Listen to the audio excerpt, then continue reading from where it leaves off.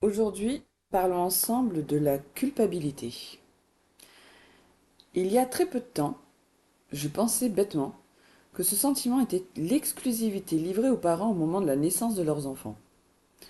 Sentiment de jamais assez bien faire les choses, la responsabilité que cela incombe, et la culpabilité pour répondre aux besoins de sa progéniture, sous la pression. Mais en final, d'où vient-elle réellement cette pression? Des exigences sociales, éducatives que l'on porte, voire même culturelles parfois?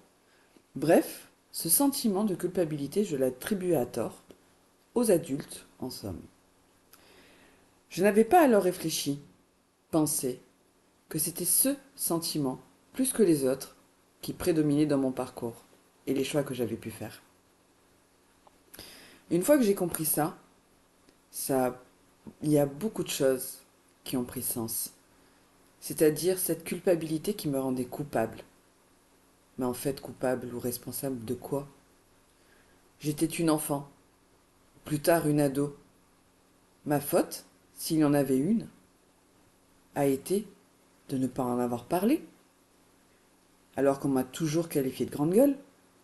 C'est ce paradoxe qui me rend coupable, qui a nourri, durant des décennies, une culpabilité qui n'était pas la mienne.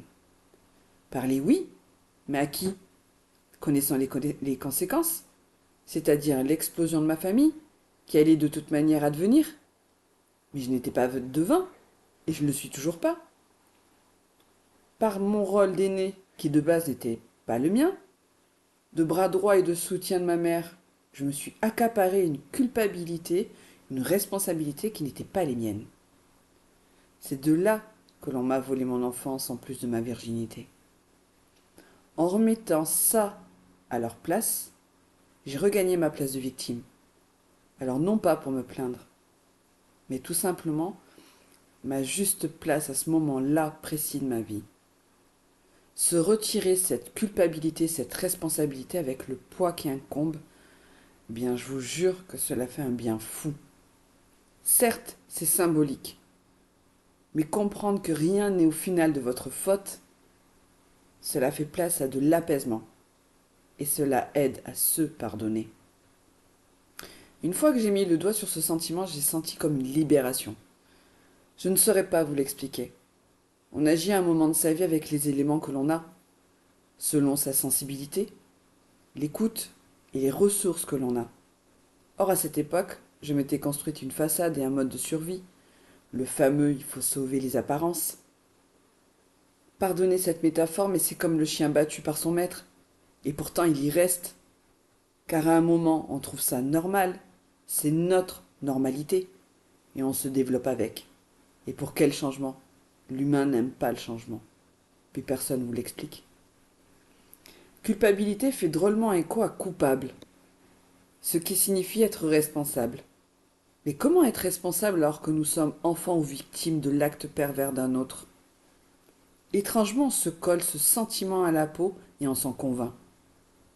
Coupable de ne pas avoir agi, coupable de ne pas avoir parlé, coupable de ne pas avoir pleuré, coupable de n'avoir rien laissé transparaître. Si comme moi, ça a longtemps été votre cas, remettez les éléments, mais tous les éléments dans leur contexte, de la situation dans laquelle vous vous trouviez. Faire cela, ce n'est pas accuser l'autre, et peu importe qui était votre agresseur. Faire cela, c'est lui rendre la responsabilité de ses actes et de vous libérer de ce fardeau qui n'est pas le vôtre.